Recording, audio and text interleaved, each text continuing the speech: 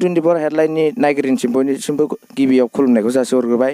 दायो आं दंफैयो गेजेर जनायनि सियालमारि गेलेग्रा फोथाराव 25थि बर' फरायसानि रुफाथि मायथाइ फोरबो फालिथाय, लोगोसे बेजोंनो आइजो अनसाय आफादनि बोसोरारि जथुमा।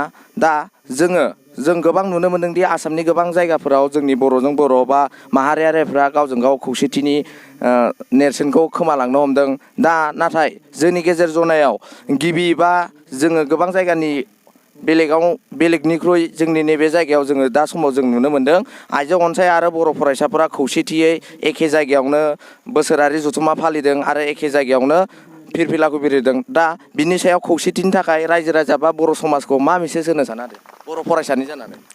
आं गेजेर जनाय दख'रा बर' फरायसानि जानानै गिबियावनो प्राइम 24 हेडलाइनखौ आङो खुलुमग्रोबाय।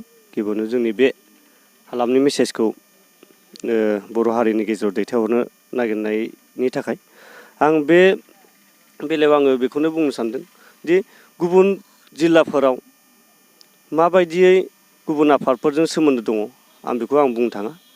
जायखिजाया जोंनि गेजेर जनाय दख'रानि सिङाव थानाय मोनफ्रोमबो आफाद, जेरै खौसेथि बर' सुबुं आफाद, आइजो अनसाय आफाद, गुदि बर' थुनलाइ आफाद आरो जोंनि खाथियावनो जोङो माखासे आफादफोरबो दंफाबावो।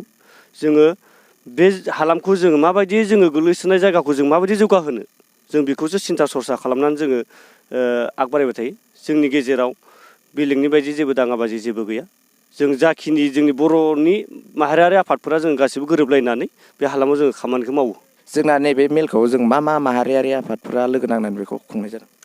बेखौ जोङो गेजेर जनाय दख'रा बर' फरायसा आफाद, गेजेर जनाय दख'रा आइजो अनसाय आफादनि रुफाथि मायथाइ, लोगोसे बोसोरारि जथुम्मा आरो 33थि बोसोरारि जथुम्मा गुदि बर' थुनलाइ आफाद, जोङो बे मोनथाम आफादा लोगो नांनानै जयैनो बे हाबाफारिखौ लानाय जादों।